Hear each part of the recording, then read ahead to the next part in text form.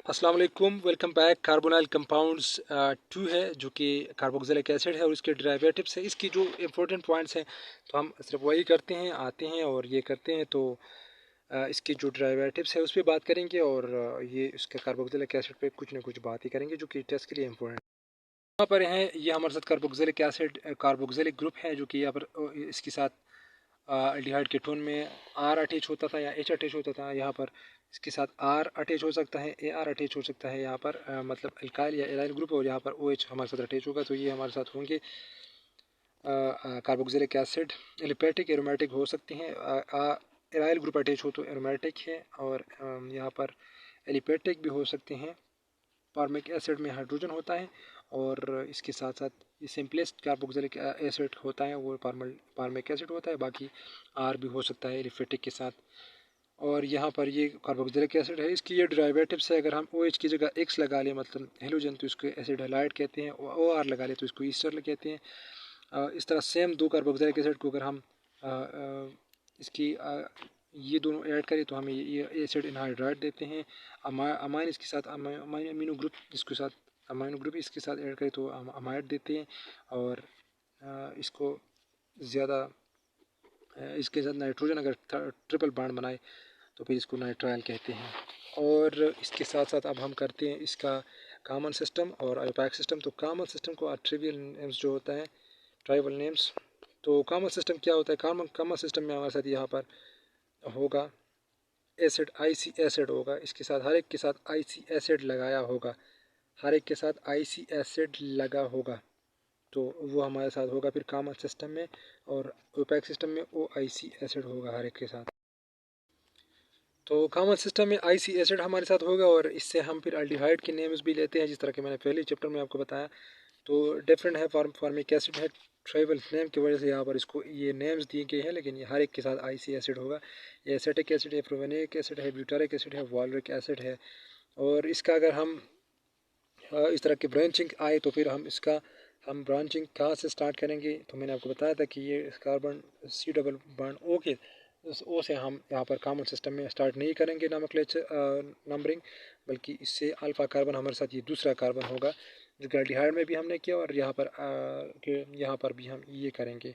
और 1 2 3 से यहाँ पर ये नहीं होता बल्कि अल्फ़ा बीटा और सिग्मा से होता है। अल्फ़ा बीटा गेमा सिग्मा से हम इसकी नंबरिंग करेंगे कॉमन सिस्टम में। तो यही सिंपल सी बात है, कॉमन सिस्टम में वही पुरानी वाली बातें हैं, लेकिन आई एसिड सिर्फ न्यू आया, बाकी सारी चीज़ें वही हैं। अगर बीटा फ्यूजन पे अटैच है तो बीटा ब्रोमो, अल्फ़ा पे अटैच है तो अल्फ़ा मिथाइल, सेम सी बात। सिस्टम में की बात हम करें तो आयोपैक सिस्टम में जो होता है ओ आई सी एसिड होता है। ओ आई सी एसिड इसके बाद लास्ट में इंड में आएगा ओ आई सी एसिड, सफिक्स यूज़ होगा अल्केन की ई की जगह। तो यहाँ पर अगर आप देखें तो मिथानोइक एसिड हुआ, ये इथानोइक एसिड हुआ, ये प्रोफेनोइक एसिड हुआ। अगर इस तरह की कुछ ब्रांचिंग अटैच है हमारे साथ तो ब्रांच हम स्टार्ट यहाँ से लेंगे। अब ओपेक सिस्टम में हमेशा उस कार्बन से स्टार्ट लेंगे जहाँ पर डबल बॉन्ड ओ अटैच होता है, डबल बॉन्ड ओ से।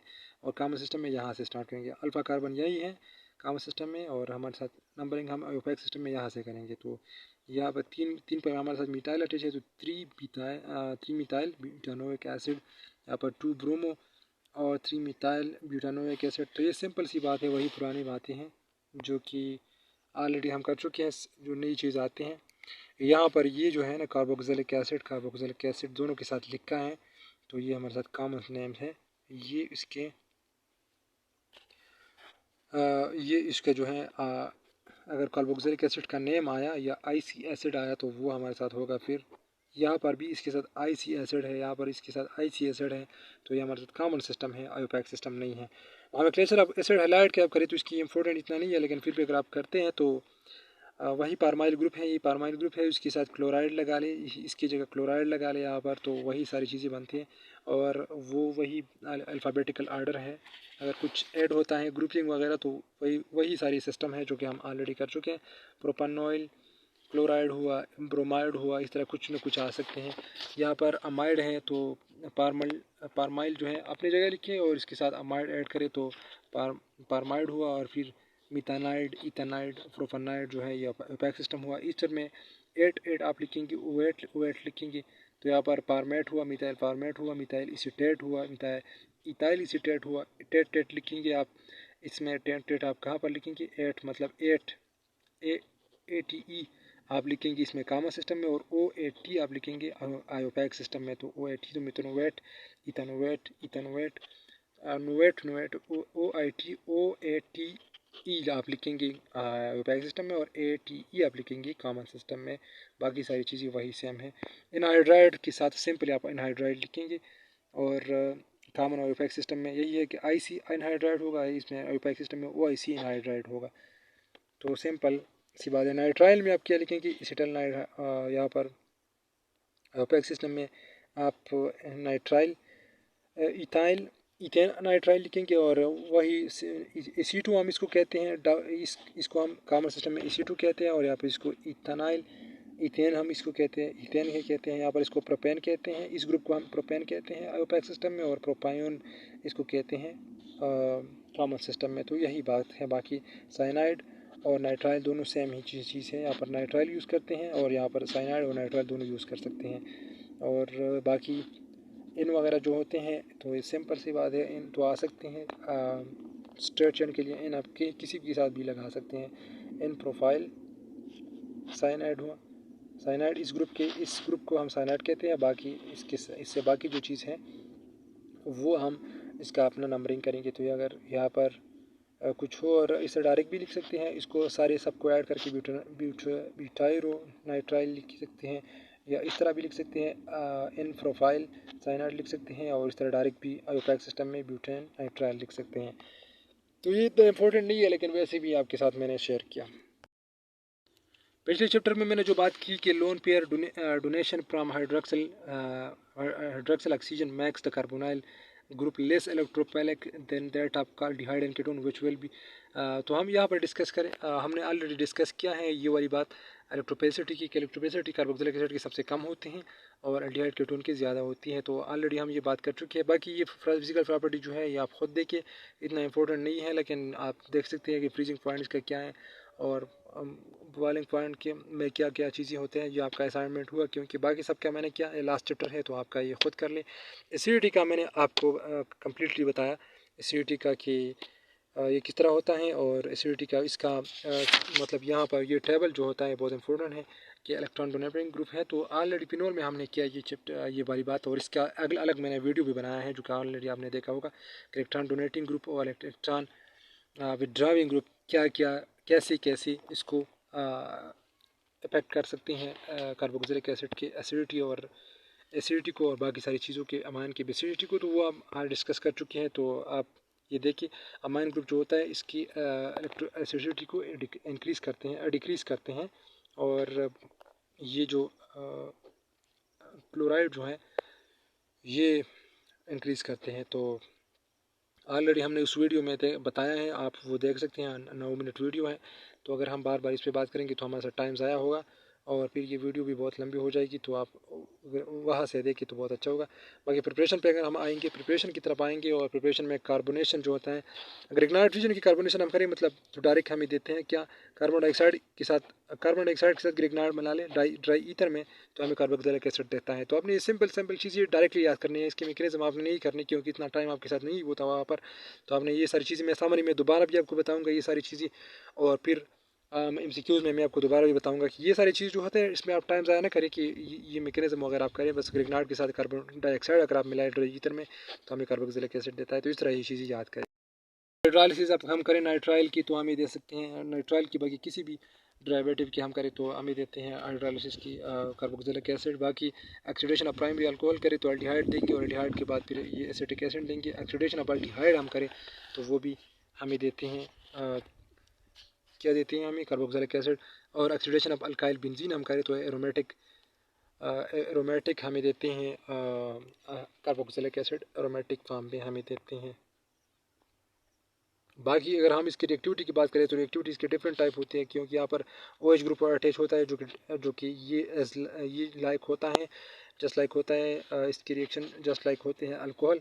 और इसके यहाँ पर C+O होता है कार्बोनाइल ग्रुप जो कि एल्डिहाइड और कीटोन की तरह भी रिएक्शंस करते हैं। इलेक्ट्रोफिलिक न्यूक्लियोफिलिक एडिशन रिएक्शन हमारे साथ ये भी करती हैं और अल्कोहल की तरह रिएक्शंस भी करते हैं। तो अब हम वन बाय वन इसकी रिएक्शन को देखते हैं कि कौन कौन से रिएक्शंस ये करते हैं। तो यहाँ पर कन्वर्जन टू एसिड हैलाइड, तो हम इसको इसके डेरिवेटिव्स में डिवाइड करते हैं।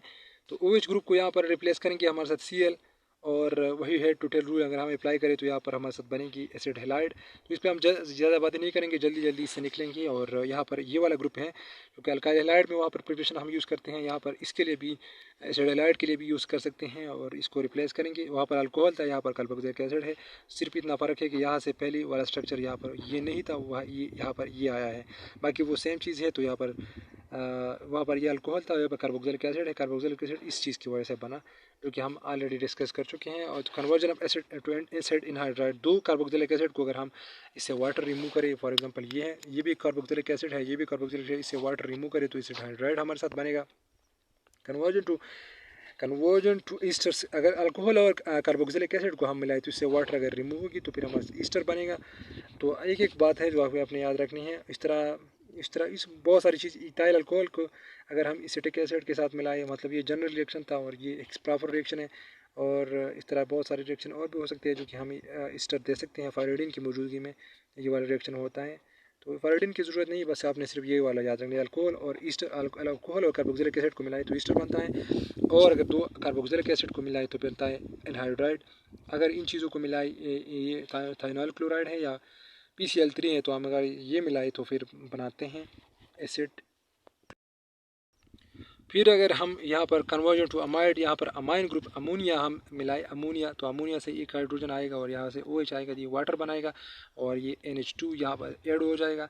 तो फिर हमारे साथ हो जाएगा ये अमाइड बनाएंगे, जो कि सिलेबस में इंक्लूडेड नहीं है अमाइड वगैरह, लेकिन हमने सिर्फ वैसे ही इसकी जनरल अमीनोलाइसिस करनी है। तो अमीनोलाइसिस अगर हम इसको करें तो इंड में एक टेबल है इस चैप्टर की इंड में, तो कि वो बहुत इंपॉर्टेंट है और वहीं से आप ये सारी रिएक्शन समराइज़ कर सकते हैं। रिडक्शन टू अल्कोहल कर सकते हैं, मतलब ये पहली अल्डिहाइड में जाएंगे, फिर अल्डिहाइड के बाद इसमें कीटोन, अल्डिहाइड के बाद अल्कोहल की तरफ आएंगे। तो प्राइमरी अल्कोहल में ये रिड्यूसिंग एजेंट है, इसके थ्रू जाएंगे।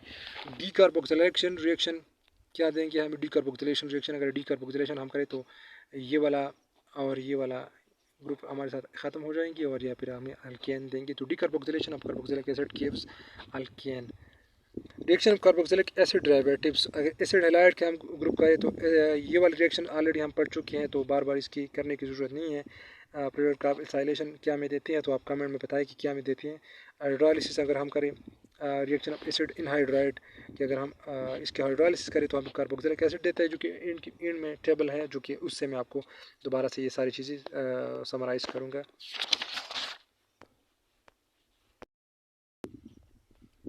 यहाँ पर रिएक्शन ऑफ ईस्टर है, वही सेम चीज़ है और ये सारी चीज़ें जो है सिंपल टेबल में कंक्लूड करना बहुत ज़रूरी है, जो कि ऑलरेडी किया भी है, लेकिन यहाँ से सिंपली थोड़ा बहुत बताते हैं कि ईस्टर की अगर हम हाइड्रोलिसिस करें तो वही सेम कार्बोक्सिलिक एसिड देते हैं। रिडक्शन अगर हम करें इसकी तो हमें क्या देते हैं, तो ऑलरेडी हम इसके बारे में पढ़ चुके हैं और आप कमेंट में बताएं कि क्या देती हैं और हम समरी में दोबारा भी बताएंगे जो कल हम कर रहे हैं पूरी ऑर्गेनिक केमिस्ट्री का।